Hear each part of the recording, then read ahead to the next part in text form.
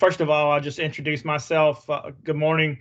My name is David Eatman, Assistant Transportation Director for Transit here with the City of Raleigh. Thank you for joining us today as we'll be talking about our BRT program and upcoming New Bern Avenue project. For those that didn't just hear Het Patel, this meeting will be recorded, so just giving everybody a heads up in that regard. As far as housekeeping, again, if you can stay muted if you're not speaking, that does help with background noise, as sometimes that can bleed through. Again, just keep yourself on mute, and certainly we want to field questions as part of this overall program this morning. Again, welcome to our program this morning. We're really here to talk about the New Bern Avenue BRT, but New Bern Avenue is part of a larger Wake Transit Plan effort. Back in 2016, we had a 1/2-cent sales tax referendum which passed, and out of that referendum, Wake County, as well as all the stakeholders, identified 4 moves: connect regionally, connect all municipalities, frequent reliable mobility, which certainly BRT is the main objective, or really of that particular initiative. And then our final initiative, enhance access to transit. So again, these BRT projects are part of the overall program for Wake Transit. Certainly an exciting time to be in transit here with the City of Raleigh and Wake Transit. I'm not going to go into any further detail. Mr. Het Patel, Het is with our transit program or transit division here with the City of Raleigh, and he oversees all things BRT.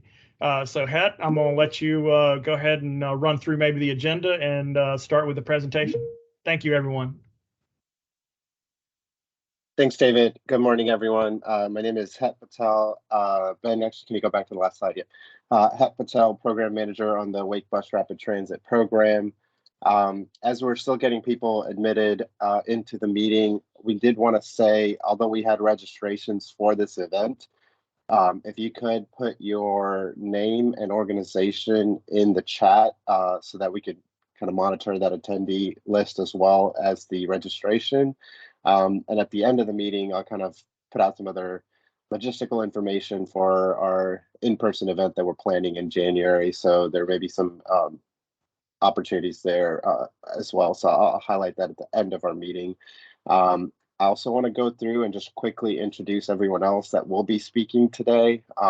Instead of passing the mic on, I will just say their names, and if you're on the video, you can wave. If not, you'll hear from them when they're actually presenting. So we do have HNTB team, that is the team working on final design for New Bern Avenue, that will speak to the linear and vertical elements of bus rapid transit construction for New Bern. We have Mark Huffer, he's the project manager on the HNTB team for the New Bern Avenue project. We have Luke Volkmar, who is the neighboring concepts architect on the project. And we have Brian Blackwell, he's the lead design engineer for HNTB for final design on New Bern. From the City of Raleigh Engineering Services, we have Grady McCollum. He's the grants supervisor for City of Raleigh Engineering Services. And we have Sam Brewer, who is the final design project manager for City of Raleigh. On the FTA requirements, we have Gil Johnson. He's the consultant for City of Raleigh, working with Go Raleigh on a lot of construction projects with federal funds. And so he has a lot of information for our federal requirements that we'll go over. And then Richard Vincent is also with the City of Raleigh in the transit division. He is the DBE lead and related and MWBE participation. So he will provide some information for that. So Ben, if you go to the next slide, I'll walk through again that introduction and overview of our program, and then pass it over to our HNTB team and my counterparts or colleagues to talk a little bit more about some requirements related to construction for the project. Ben had just had the slide up there that showed the city's organizational values. Those are there to let everyone know what the city really tries to implement in all of its projects, these different initiatives that we truly care about. Next slide. So David mentioned in 2016, there was a Wake Transit plan that identified 4 bus rapid transit corridors. They are all in different levels of design, engineering, and planning. New Bern Avenue is the most advanced. It is in final design with the anticipated final design completion coming up early next year and construction starting in summer of 2023 and anticipated revenue service by 2025.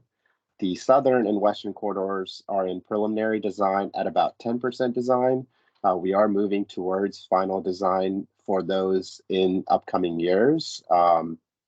And then the construction phases for the southern and western corridors have asterisks on them as they are contingent on federal funding allocation and award. So we have gone through the process to submit the southern corridor for ratings from Federal Transit Administration. That one is next in the pipeline. Western would follow after that. So that is the year gap that you see in the next steps between southern and western. And again, from a construction perspective, we have to follow that federal process as the Wake Transit Plan assumed at least 50% federal participation for the bus rapid transit program. The northern corridor is the only corridor that is not in any level of design engineering. It is still in a planning study called the Major Investment Study. We hope to have that completed by the end of next year. That will identify 2 routes connecting downtown Raleigh to Midtown Raleigh and downtown Raleigh to Triangle Town Center. So that'll be 2 more corridors that will get added to the bus rapid transit program as future implementation and future design and engineering for those corridors as well. Next slide. So New Bern Avenue is, again, the most advanced, 90% design is complete. We're moving into the final design phase there. It is 5.39 miles from downtown Raleigh along New Bern Avenue out to New Hope Road. There are 10 stations planned, which actually add up to a total of 19 platforms with the inbound, outbound pairs in most locations, except for the downtown Go Raleigh location, which has just the 1 platform out at Wilmington Street. There would be 7 60-foot articulated buses that would be needed to provide that level of service on New Bern Avenue.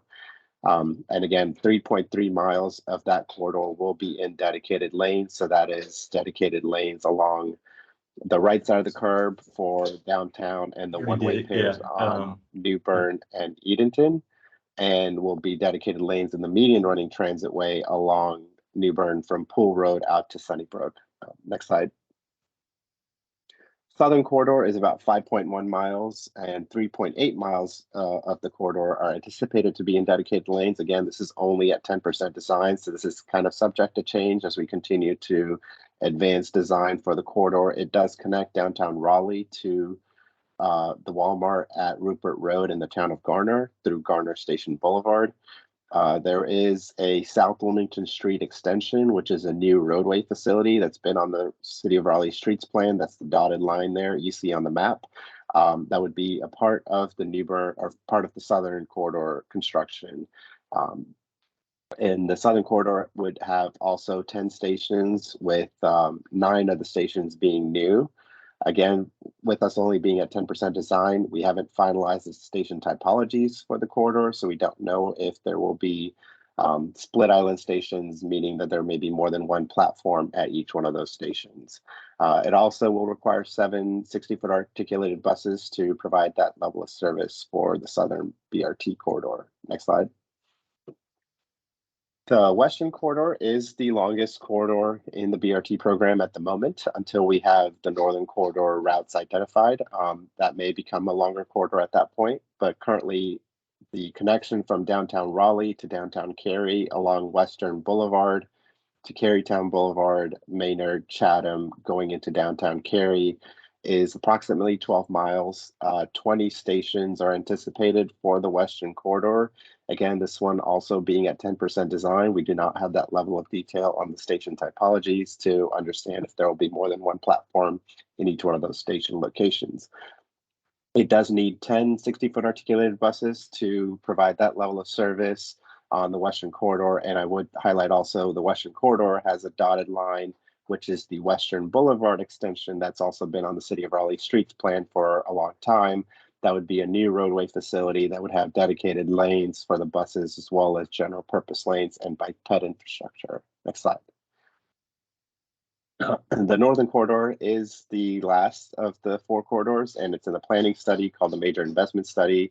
In 2021, the Wake Transit Plan Update recommended extensions of the Northern Corridor from what was initially identified in the 2016 plan, which was Capitol or West Street going out to Crabtree Boulevard. And now in this major investment study, we are potentially investigating options of how we connect downtown Raleigh to Midtown and connect downtown Raleigh to Triangle Town Center. So that's 2 different corridors again that will be identified by the end of next year. Next slide. So I'll just quickly go over kind of the station design elements that we also have advanced as part of Newbern Avenue. We did want to make sure that our station design had these considerations from a system perspective so that it would be applied for the other corridors as they advanced. We wanted to make sure that there was uniformity for consistency from a user experience perspective, but also provide some level of customization and opportunity to make unique elements fit into the contextual setting of the station or neighborhood setting of the station. So that single bold vertical element in the station does exactly that and allows opportunities for customization in different settings. We wanted to make sure the stations had scalability depending on ridership, again, depending on location, neighborhood setting, urban core setting, etc., suburban settings. And then we wanted to make sure that our station design fit into the existing transit infrastructure. So Go Raleigh Station, Raleigh Union Station, other regional transit bus shelters and facilities. We wanted to use that as inspiration for our BRT station design. And lastly, we wanted to make sure that we take materials that had O&M costs considered. Since we do have a fiscally constrained financial model from the Wake Transit Plan, we wanted to make that a goal that station designs were also fiscally responsible. Next slide. We'll just go through a few of the typologies and the renderings that we have developed for Newbern Avenue for these typologies. Again, 5 of the station typologies are currently being used on Newbern Avenue. The shared median station is the only typology that isn't used on Newbern Avenue, but will be used on the southern and western corridors. And again, these typologies were identified based on the station's neighborhood context, as well as the BRT treatments or bicycle pedestrian infrastructure that is around those stations. Next slide. So this is a station typology for urban core in downtown at Edenton and Blunt. You do have a little bit more flow and permeability from behind the station onto the station, as well as the ADA access ramps. Next slide. And this is a split island station at Raleigh Boulevard. This is where we have dedicated running bus lanes in the median that are physically separated from general purpose traffic. And so you have a little bit more protection, hard edge on the back for the stations, as well as privacy for users on the station itself. Next slide. Another view of the split island station typology at Wake Med on Newbern Avenue. Kind of showing the same thing, also showing how pedestrians would access the BRT stations in the median. Next slide. And this is the station at downtown Go Raleigh Station on Wilmington Street, again showing more flow and permeability from back of the sidewalk onto the station, allowing more visibility for businesses that are behind the station as well. And next slide. So I will turn this over to Brian to speak to the roadway component of BRT construction, and Luke to speak to that station vertical component as well. All right. Thanks, Het. So just wanted to share a couple of the roadway work items on the project. We'll start with our resurfacing, widening, and new median. So our resurfacing limits on the project are largely from downtown to Pool Road. We also have resurfacing from Pool Road out to Wake Med for both the eastbound and westbound lanes of Newbern Ave. Within that limit between Pool Road and Sunnybrook, We are also widening the road to fit in our new median transitway, which is going to be a new roadway construction in the median of the existing corridor there. The last element to share on this piece is the multi-use path that will go from downtown to Sunnybrook. A portion of that will be concrete, and then another portion will be asphalt. Along the entire corridor of our project, we do have a closed drainage system under curb and gutter. And within our project, there are several retaining walls. We've got segmental block walls, cast in place walls, MSC walls, and soldier pile walls. For traffic control, we've got a three-phase concept right now that we're presenting. It includes lane closures, detours, temporary widening and drainage between Pool and Sunnybrook Road, and temporary signals.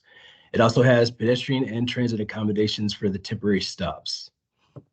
For marking, signing, and signals and ITS, we have general lane striping throughout the corridor.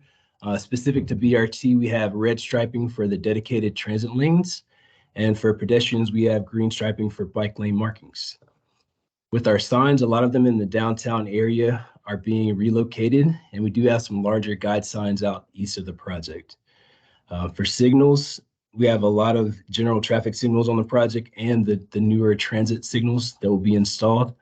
And those will be installed on a mix of foundations. We've got wood poles, metal strand poles, and mast iron poles. And we do have some cabinets that'll need to be installed on the corridor, and some will be relocated as well.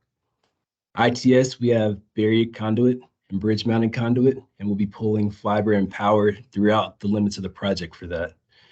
For utilities, we have public water and sewer, and we also have a host of private utilities within the corridor. And the last thing around us that is landscaping will be predominantly within the proposed median on New Bern Ave. And now I'll turn this over to Luke to talk about the stations themselves. Yeah, thanks, Brian. So on the stations of vertical components, we see a lot of these specialty trades being partnered with an overall general contractor who may be leading the horizontal infrastructure work. Hopefully that's a good opportunity for teaming and potential of integration of DBEs and the team too. So just in summary, we've got drilled concrete piers at a majority of the stations, not all, as well as the cast in place horizontal flat work. That includes concrete sidewalks, ramps, and kind of fill in patching associated with the utility infrastructure that you see over on the left for the roadway scope. There's quite a bit of structural steel for the canopies at the stations themselves, as well as ornamental steel railings, masonry, storefront glazing for the windscreen components, standing seam metal roofing, metal wall panels for the bold element, and roofing of the canopy that Het went over previously. We have a composite wood soffit in the underside of the canopy, and then LED lighting, ITS system, and the backbone infrastructure for that as well.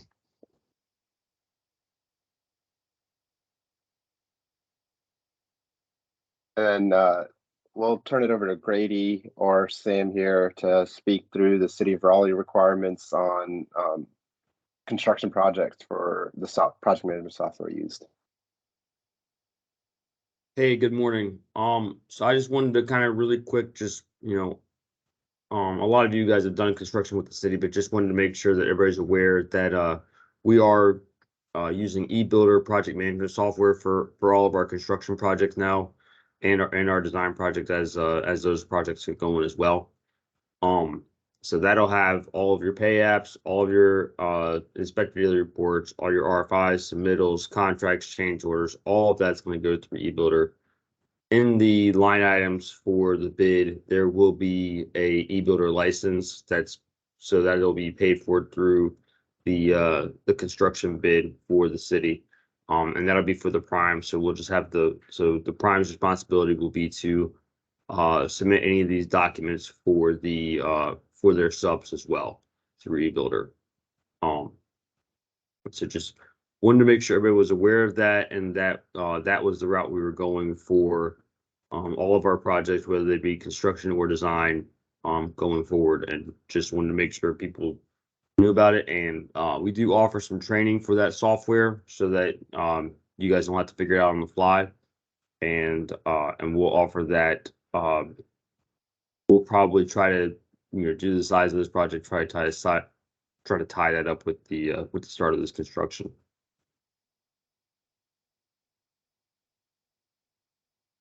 Thanks, Grady. I think if we've Gil here on the federal requirements next. Good morning. My name is Gil Johnson. I'm with Go Raleigh. I just wanted to cover a couple of high-level items that are considerations that need to be kept in mind. This is a project involves some federal funding. It's going to fall under the Davis-Bacon Act requirements. Many of you are familiar with those. They require weekly payrolls of the prevailing wages for all the workers. We expect the prime contractor to assign a staff member who will be in charge of collecting, reviewing, submitting all those certified payrolls on a weekly basis. The other are things like posting the prevailing wages and some other notices in prominent spots on the job. We use a daily submittal of workers on the job and their duration, the companies they work for. That's used to cross-reference with our prevailing wages, make sure we've captured everyone. The Davis-Bacon provisions need to be included in all the subcontracts, regardless of the tier. Everyone, all the workers will be subject to that. And then finally, they need to just make workers available for confidential interviews. These generally take about 5 minutes is all. So, and we're not, we don't usually go out there and ask someone to get off the piece of equipment if everybody's working around them and slow things down. We're considerate about that. Going to the next slide, please. Other things I want to be sure to mention, Buy America. This is something that there's a lot of confusion about. Buy America is not the same as Buy American. That's often mistaken. Buy American applies only to federal projects themselves. Doing something for Department of Defense or Department of Education, Buy American applies. But in this case, it's Buy America. So there are, with only a few exceptions, everything, all the construction materials and everything needs to be produced in the U.S.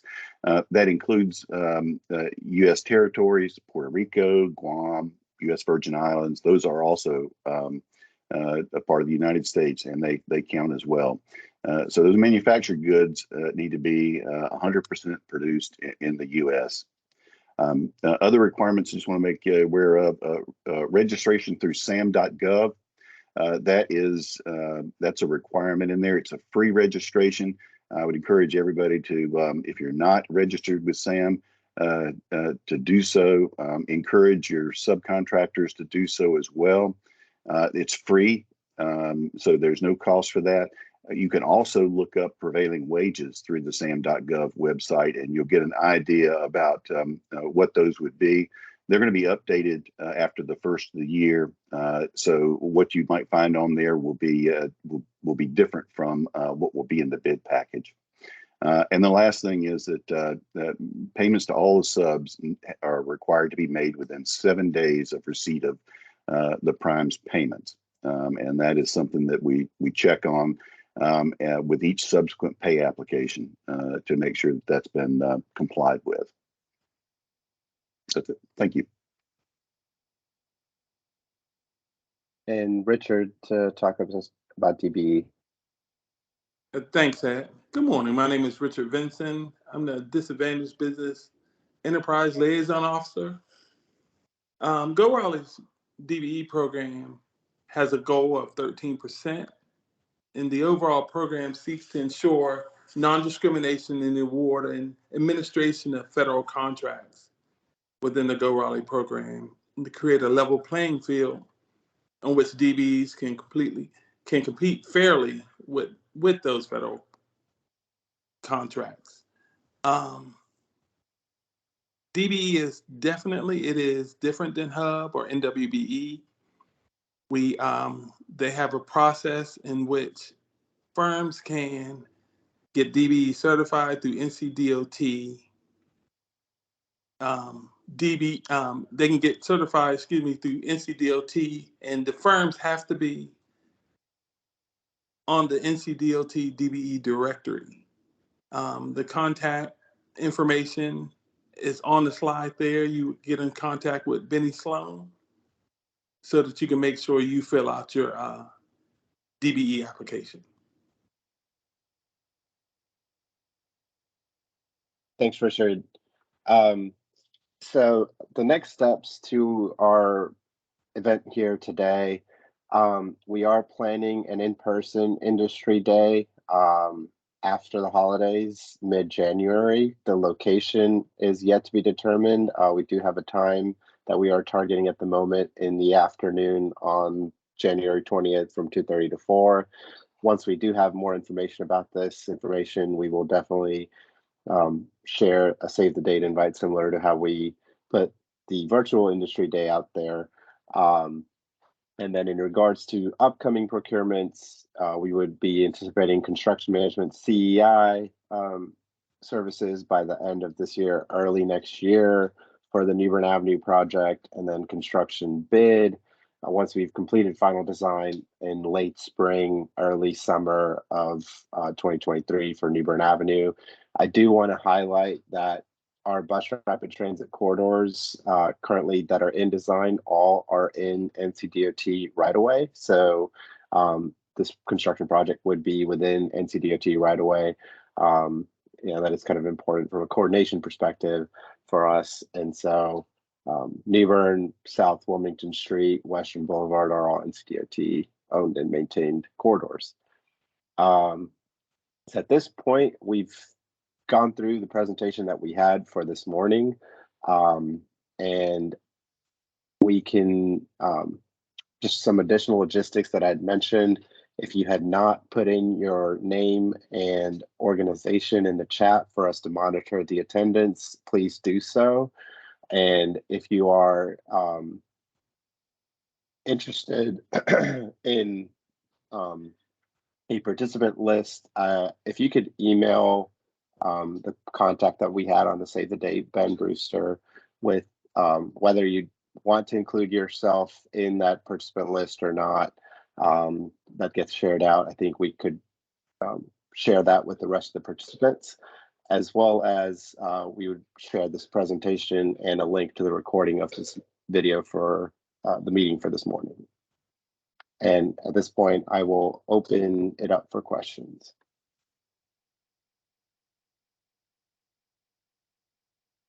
I see a hand up for Roxanne Waller. Yes, good morning. I'm Roxanne Waller with the Hub Office for Department of Administration. One quick question. I noticed that there's a DBE requirement of a 13% participation goal. And as you all stated, that's not in compliance with Hub or anything. So I'm the Hub coordinator.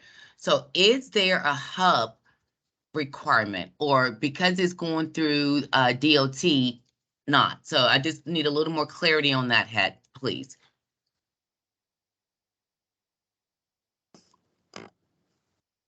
Richard, do you want to answer that? Yeah, if I can answer, the city's NWBE goal is 15%. So we're going to use 15% in terms of Hub NWBE goal.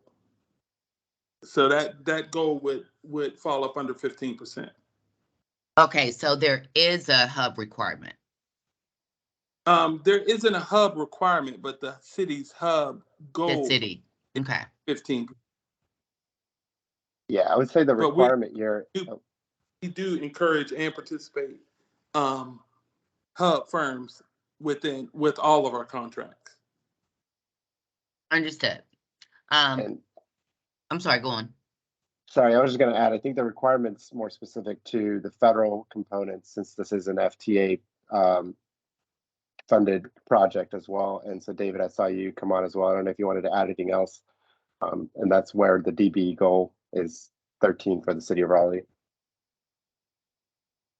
Yes, David Eatman, Transportation, City of Raleigh.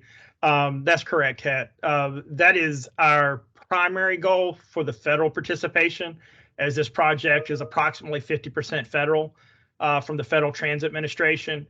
So we certainly follow their DBE requirement goal as a FTA funded project, which is one of our required elements of our procurement and award process with the FTA federal funds. So that's why that was specifically highlighted. That causes confusion a lot. So we did want to make sure that that was highlighted.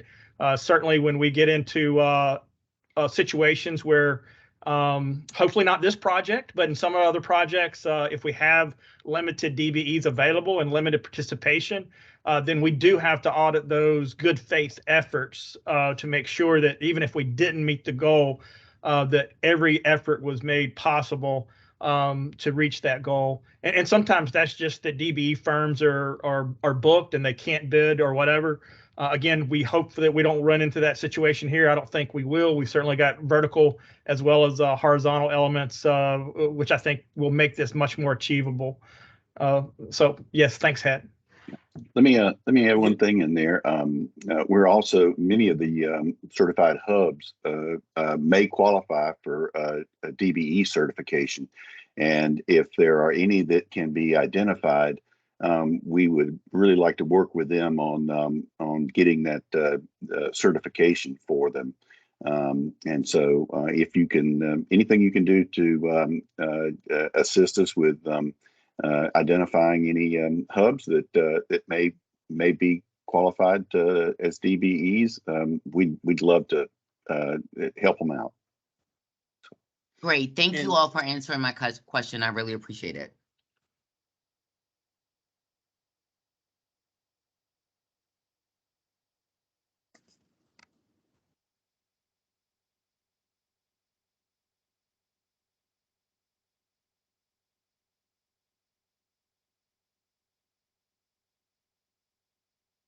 Do we have any other questions?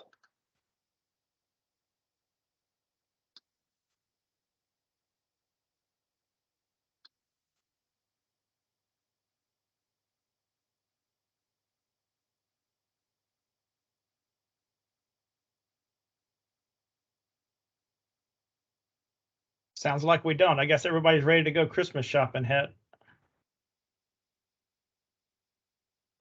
No worries. And again, we have a recording of this, so we can share that as well.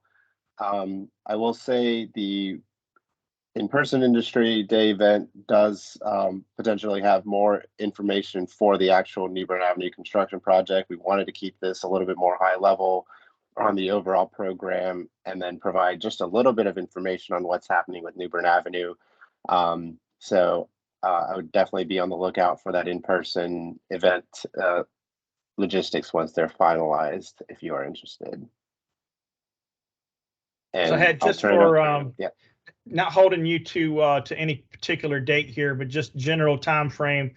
Certainly, we've got Industry Day coming up late January, along with a bid document that would be coming out. And what general time frame are you looking at there? The bid document, construction bid document, is spring, so probably after March, April-ish.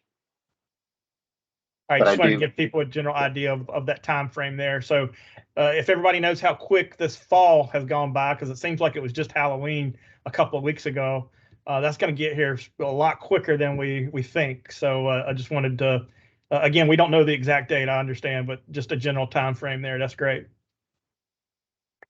Yeah, and the same, David, with that construction management CEI. We are currently working on that for New Bern Avenue, and that should be coming either, if not by the end of this year, early calendar year next year. Very nice.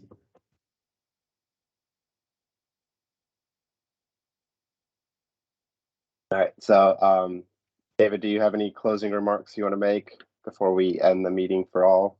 No, I just like to really thank everyone for participating today. Again, we wanted this virtual session just to kick this off, make sure everybody's aware that this is coming pretty fast. Lots of moving parts here. Also want to thank all of our partners, heard from many of them today, as well as NCDOT. Obviously, this is their corridor and close coordination as we, get into, actually, bidding this project. And a big thank you to engineering services here with the city of Raleigh for all they're doing the heavy lift on working with the design team on everything of the project. So again, thanks everyone for being here today, and thank you, Het, for leading us through the presentation.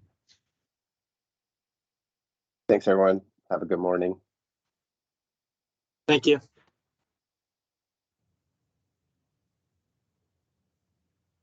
All right, bye now.